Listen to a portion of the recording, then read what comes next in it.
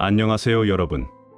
지혜의 꽃밭 채널에 오신 것을 환영합니다. 오늘은 노년의 삶에서의 부부 관계와 건강에 대한 이야기를 나눠보려 합니다. 나이가 들어도 인간의 본능과 감정적 욕구는 사라지지 않으며 이는 건강하고 풍요로운 삶의 중요한 부분입니다. 그러나 사회적 편견과 오해로 인해 많은 노인들이 자신을 표현하지 못하고 있습니다. 오늘 이야기를 통해 우리는 노년의 삶에서 건강한 관계와 상호 이해의 중요성에 대해 다시 한번 생각해보는 기회를 가지려고 합니다. 70세가 넘은 김 어르신께는 항상 입 밖에 내기 어려운 고민이 하나 있었습니다. 70대인데도 불구하고 나는 여전히 강한 욕망을 가지고 있다. 딸이 결혼한 이후로는 집에는 김 어르신과 그의 부인만 남았고 주로 공원을 산책하거나 운동을 하거나 집에서 신문을 읽거나 텔레비전을 보는 것이 일상이었습니다. 두 분의 관계는 사실 나쁘지 않았지만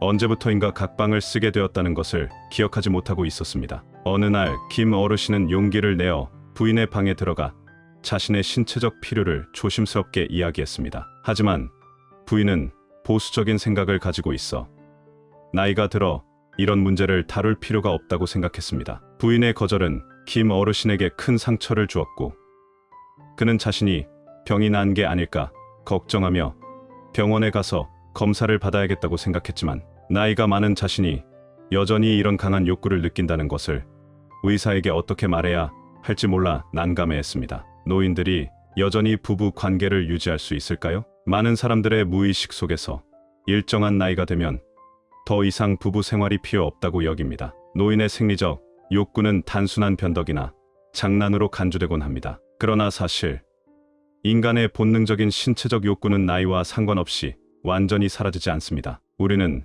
노인들에게도 이러한 욕구가 자연스러운 현상임을 깊이 인식해야 합니다. 일반적으로 노인의 생리적 욕구는 자연스럽게 발생하며 부부 양측이 원활히 관계를 맺을 수 있습니다. 이러한 관계는 진행 중에 어떤 불편함도 없으며 이후에도 잠이나 다음날의 컨디션에 영향을 미치지 않습니다. 이처럼 노인들이 부부 관계를 정상적으로 유지할 수 있다는 점은 억압하거나 부끄러워할 필요가 없습니다. 일상에서 노인이 자신의 심리적 욕구를 드러내기만 하면 쉽게 비웃음이나 차별을 받곤 합니다. 심지어는 도덕적인 잣대로 그들을 판단하려는 사람들도 있습니다. 과연 노인이 신체적 욕구로 인해 행복한 삶을 추구하는 것이 잘못된 일일까요? 사실은 그렇지 않습니다. 노인의 부부 생활에는 네 가지 큰 이점이 있습니다. 이를 알면 노인의 심리적 압박을 완화할 수 있습니다. 노인 심리학 연구에 따르면 부부 생활은 노인이 특정 심리적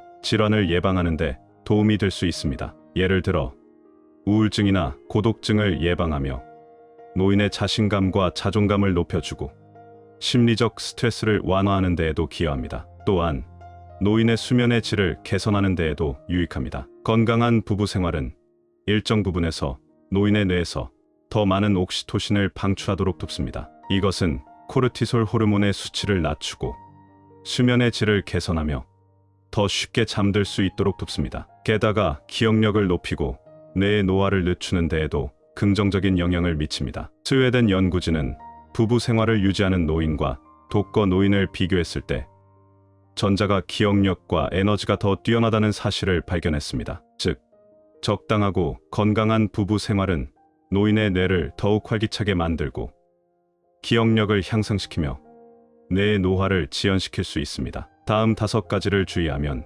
노인의 부부 생활이 더 조화로워질 수 있습니다. 첫째, 부부 생활은 적절한 수준을 유지해야 합니다. 노인의 부부 생활 빈도는 과하지 않아야 하며 지나친 활동으로 몸에 무리가 가지 않도록 해야 합니다. 일반적으로 노인의 부부 생활 빈도는 공식으로 계산할 수 있습니다. 빈도는 나이의 첫 번째 숫자의 9를 곱한 결과로 계산되며 10의 자리 숫자는 주기를 1의 자리 숫자는 횟수를 나타냅니다. 예를 들어 70세의 사람의 경우 결혼 활동 빈도는 7 곱하기 9는 63으로 60일 동안 3번 빈도를 의미한다. 둘째, 부부 생활은 위생에 주의해야 합니다. 노인은 면역력이 낮아 질병에 걸릴 위험이 더 큽니다. 따라서 부부 생활을 할 때는 안전한 방법, 예를 들어 콘돔 사용 등을 통해 질병 감염을 예방해야 합니다. 또한 부부 생활 전후에는 위생을 철저히 관리해야 하며 특히 침구류와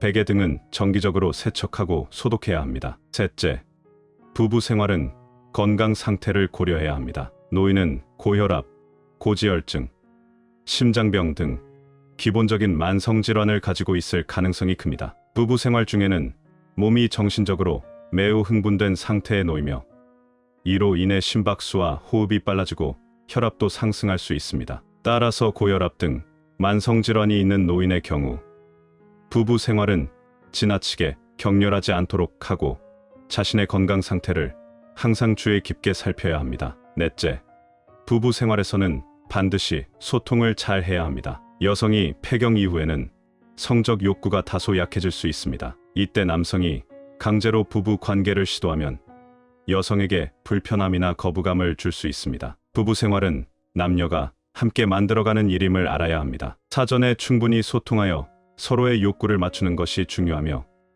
이를 통해 부부 관계를 원활하게 유지할 수 있습니다. 다섯째, 부부 생활은 건강한 생활 습관을 유지해야 합니다. 몸이 지나치게 비만하거나 너무 마른 상태는 노인의 건강에 좋지 않을 뿐만 아니라 성적 욕구를 저하시킬 수 있습니다. 따라서 노인은 체중을 적절히 관리해야 하며 가벼운 운동을 통해 체중을 조절하는 것이 좋습니다. 또한 담배와 술에 유해 물질은 남성의 테스토스테론 수치를 억제하여 성기능을 저하시킬 수 있습니다. 따라서 노인이 조화로운 부부 생활을 원한다면 금연과 금주를 실천해야 합니다. 5가지 간단한 동작으로 신장과 뼈를 강화하는 방법. 첫째, 손가락을 자주 움직이세요. 검지 끝을 엄지 손톱 옆에 대면 상양혈이라는 혈자리가 있습니다. 전통 한의학에서는 간을 자극하여 근육과 뼈를 강화하고 신장을 튼튼하게 하며 신체의 노화를 늦추는 효과가 있다고 믿습니다. 구체적인 방법으로는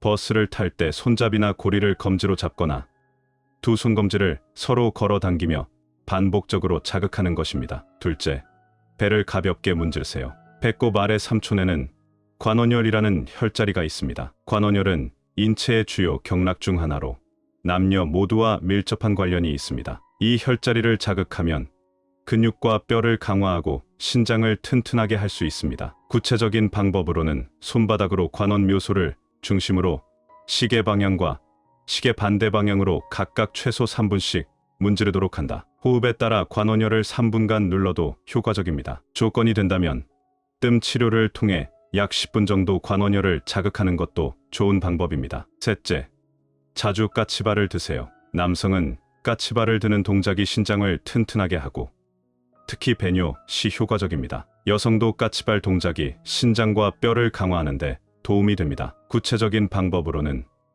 두 발을 모아 발 뒤꿈치를 들어 올리고 다시 내려놓는 동작을 반복하세요. 건강 전문가들은 하루에 6번씩 발도듬을 하고 끈기 있게 하면 결과를 볼 수 있다고 조언한다. 특히 만성 전립선염이나 전립선 비대증이 있는 사람은 배뇨 시 까치발 동작을 하면 배뇨가 원활해질 수 있습니다. 단, 노인은 안전을 최우선으로 해야 하며 넘어지지 않도록 주의하세요. 넷째, 화장실에서는 말을 삼가세요. 왜냐하면 아래쪽이 힘을 쓸 때 위쪽이 힘을 잃을 수 있기 때문입니다. 조사에 따르면 한국의 60세에서 64세 도시 거주 노인의 사별율은 16%이고 농촌 지역은 20%에 이릅니다. 80세 이상 고령 노인의 경우 도시에서는 63%, 농촌에서는 76%로 나타났습니다. 나이가 들수록 노인층에서 사별율이 급격히 증가하는 추세를 보입니다. 빈 둥지 만들기,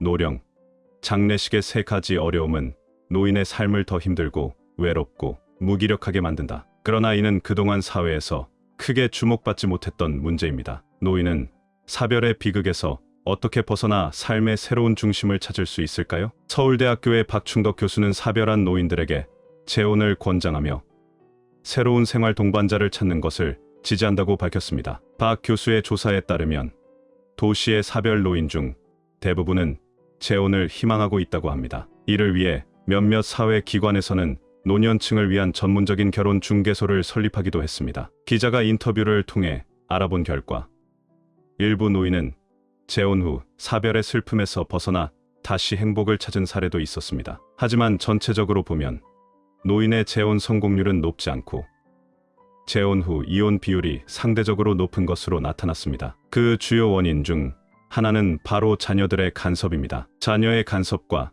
노인의 재혼 문제. 한 지방의 민정국에서는 1999년 상반기에 재혼을 희망하는 1811명의 노인을 조사했으며 자녀들의 강력한 반대로 인해 결혼하지 못한 사례가 78%나 되는 것으로 밝혀졌습니다. 과거와는 달리 현대의 자녀들이 부모의 결혼을 반대하는 이유는 대부분 전통적인 관념 때문이 아니라 집이나 재산과 같은 경제적 요인 때문이라고 합니다. 한 사례에서는 노인이 재혼을 결심했을 때 자녀들이 온갖 방법으로 이를 방해했습니다. 그 후 노인이 병으로 입원하자 자녀들은 다급한 나머지 중병을 앓는 어머니에게 예금 통장을 넘겨주도록 강요하며 이를 공증받아야 한다고 압박했습니다. 만약 어머니가 돌아가신다면 새 배우자가 그 혜택을 누리지 못하도록 하기 위해서였습니다. 또 다른 사례에서는 노인이 재혼 후 자녀들과 갈등을 피하기 위해 몰래 다른 곳에 방을 얻어 생활했지만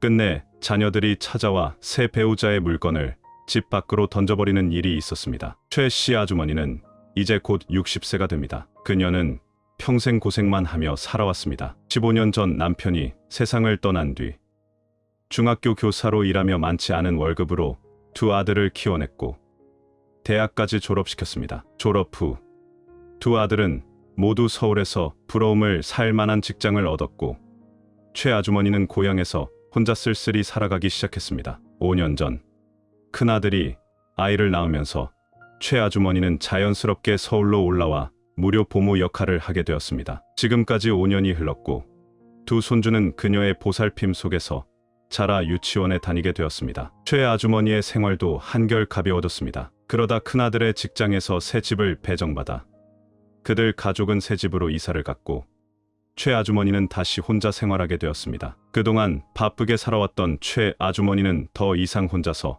쓸쓸히 지내는 것에 익숙해지지 않았습니다. 하루 종일 집 안에 앉아 멍하니 시간을 보내는 날이 많았습니다. 두 아들은 비교적 효심이 있어 종종 어머니에게 돈이나 먹을 것을 보내곤 했지만 늘 바빠 보여 자주 얼굴을 보지 못했습니다. 보통 한두 달에 한 번 정도 어머니를 찾아왔습니다. 아무와도 말하지 않고 집 안에서 며칠을 보내던 최 아주머니는 점점 건강도 예전만큼 좋지 않았습니다. 고향에서 올라온 사촌 여동생이 최 아주머니의 상황을 보고 걱정하며 조언했습니다. 이렇게 고립된 환경을 벗어나 노인들을 위한 활동에 참여해보세요. 그 격려 덕분에 최 아주머니는 매일 아침 서울의 공원에 가서 노인들로 구성된 춤 동호회에 가입하게 되었습니다. 곧 그녀는 새로운 친구들과 친해졌고 하루하루 할 일이 생기며 삶의 리듬이 잡히기 시작했습니다. 춤을 춘 지 반년쯤 지나 최 아주머니는 마치 다른 사람처럼 변했습니다. 그녀는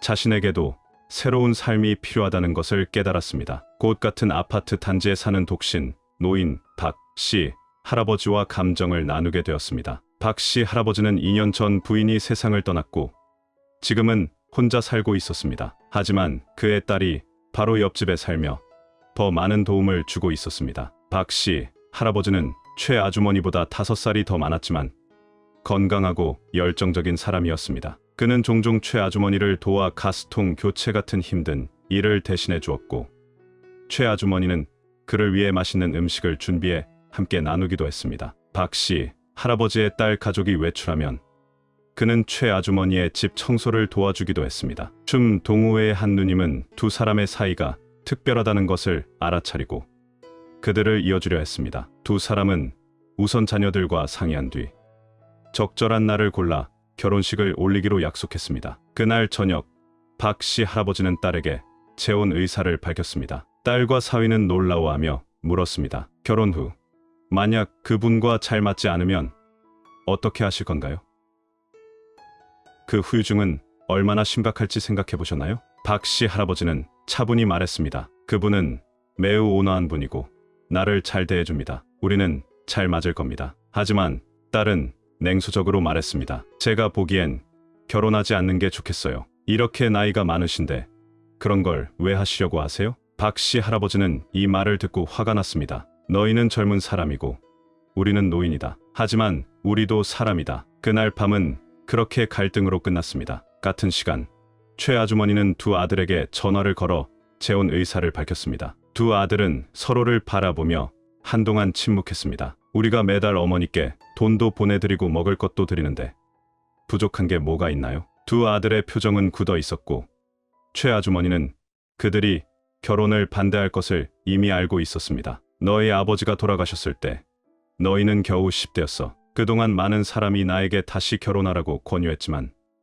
너희가 상처받을까 걱정돼 혼자서 너희를 키웠단다. 그 고통은 너희가 이해할 수 없을 거야. 지금 너희는 모두 가정을 이루고 각자의 삶을 살고 있구나. 하지만 너희는 내가 매일 어떻게 살아가고 있는지 생각해 본 적이 있니? 너희가 매달 나에게 돈을 보내주는 건 고맙지만 돈이 혼자 사는 사람의 행복을 가져다 줄 수 있겠니? 어머니의 말씀을 들은 두 아들은 더 이상 아무 말도 하지 못하고 어머니의 결정을 존중하겠다고 했습니다. 다음 날 아침, 최 아주머니가 아침 운동을 마치고 돌아오자 두 아들이 찾아왔습니다. 그들은 아내들과 상의한 후 생각을 바꾸었다고 말했습니다. 어머니, 제가 보기엔 더 이상 사람을 찾지 않으시는 게 좋을 것 같아요. 만약 외로우시다면 우리와 함께 살러 오세요. 어머니가 대답하지 않자 큰아들은 설득하기 시작했습니다. 어머니, 이렇게 나이가 많으신데 다시 결혼하시면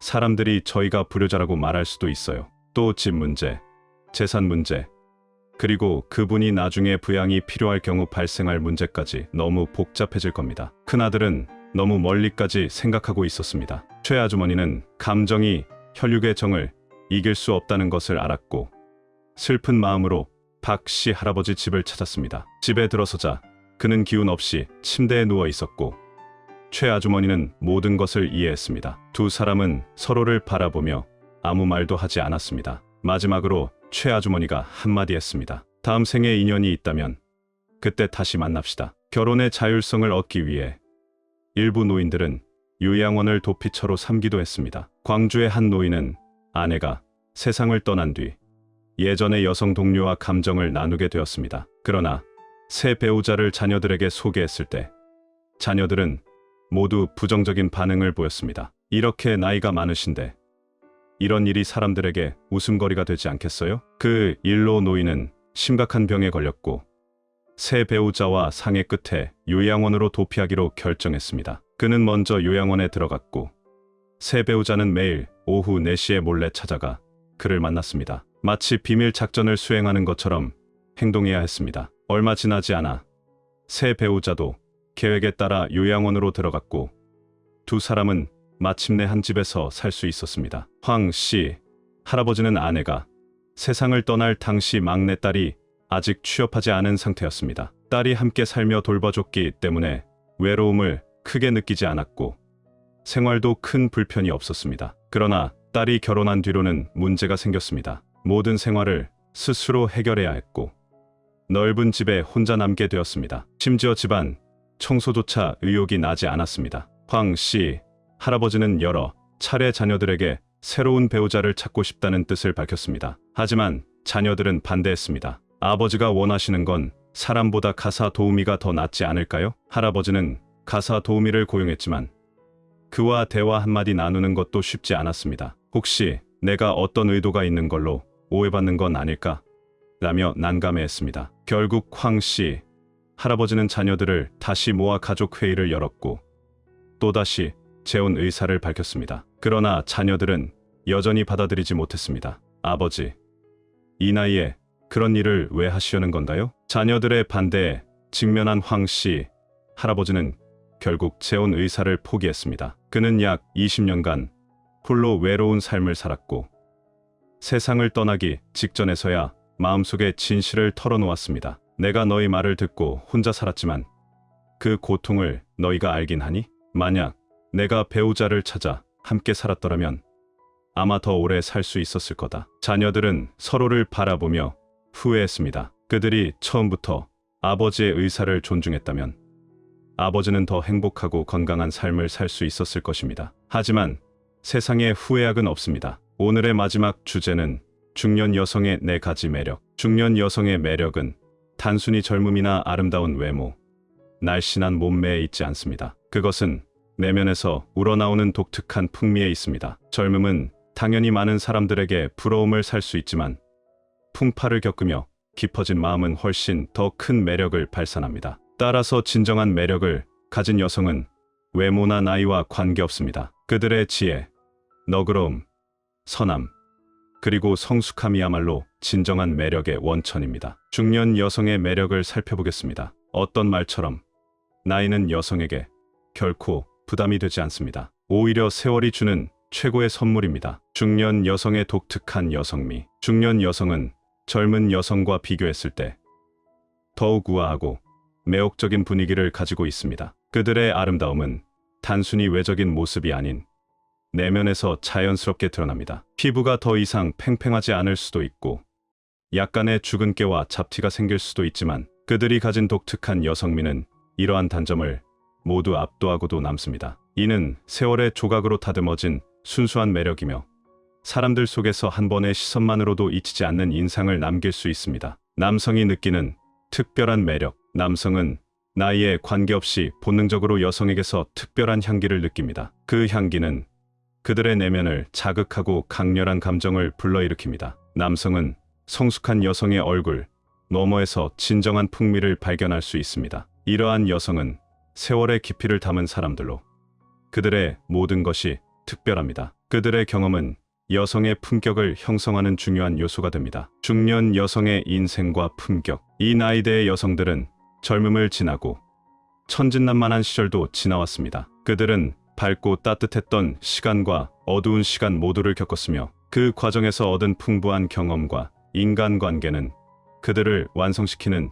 중요한 자산이 되었습니다. 이러한 자산은 그들의 품격, 내면, 그리고 영혼을 더욱 강하게 만들었습니다. 중년 여성의 용기, 자연스러움, 통찰력, 성숙함, 지성은 마치 거대한 자석과도 같습니다. 그들은 남성들에게 깊은 감탄과 매력을 불러일으킵니다. 이런 사람과 함께 있는 것은 편안하고 기쁘며 정신적으로 큰 만족감을 줍니다. 그래서 이 나이대의 여성은 모방할 수 없는 독특한 매력을 가지게 됩니다. 세 번째는요. 중년 여성은 상냥하고 사려 깊은 사람이다. 10대부터 성년기, 중년기까지의 중년 여성들은 끊임없이 자신을 단련하는 과정을 거친다. 나는 나를 잘 이해하고 사색하고 내면을 연마하고 나를 변화시킴으로써 성장했다. 중년은 인생의 가장 큰 전환점 중 하나이다. 이 기간이 지나면 당신은 삶과 삶에 대한 새로운 인식을 갖게 될 것이다. 이것은 단지 삶에 적용되는 것이 아닙니다. 자신과 자신의 감정도 마찬가지입니다. 중년 여성은 젊었을 때만큼 감정을 표현하지 않는다. 대신 감정은 삶의 세부사항에서 나타납니다. 침착하고 단순하며 가장 소중한 시선이다. 이 연령대의 여성들은 더 어린 소녀들에게서 흔히 볼 수 있는 몇 가지 부정적인 특징들을 발전시킬 수 있다. 예를 들어 고집, 무지, 지나친 자신감과 가혹함은 좀처럼 찾아볼 수 없다. 그들은 남자들이 정말로 원하는 것을 이해한다. 우리는 남자들에게 그들이 필요로 하는 따뜻함을 가져다 줄 방법을 알고 있다. 마지막으로 지혜로운 중년 여성이다. 지혜란 무엇인가? 그것은 단지 영리하거나 교활하다는 것을 의미하지 않는다. 지혜는 삶에 대한 태도와 삶에 대한 깊은 통찰을 의미한다. 행복한 가정 뒤에는 영리한 여성이 있다는 말이 있다. 이러한 지혜는 때때로 모르는 척하며 계속하는 데서 온다. 적당한 삶을 받아들이고 거친 사고를 가지고 사는 것이 가장 높은 생활 방식 중 하나이다. 자신감 있는 여성의 눈에서 지혜의 빛이 반짝였다. 그들은 얼마나 많은 폭풍과 고난을 겪었지만 무엇이 그들을 쓰러뜨릴 수 있을까? 그들은 너무나 많은 어둠과 불행을 극복했는데 무엇이 그들을 두렵게 할 수 있을까? 풍부한 삶의 경험은 여성들을 점점 더 현명하고 더 관대하고 더 깊이 있게 만든다. 오늘의 이야기를 시청해 주셔서 감사합니다. 이 이야기가 여러분에게 공감과 깨달음을 주었기를 바랍니다. 아직 구독하지 않으신 분들은 구독 버튼을 눌러주세요. 지혜의 정원은 매일 새로운 글을 전해드리며 여러분이 매일 새로운 깨달음을 얻길 바랍니다. 다음 시간에 다시 만나요.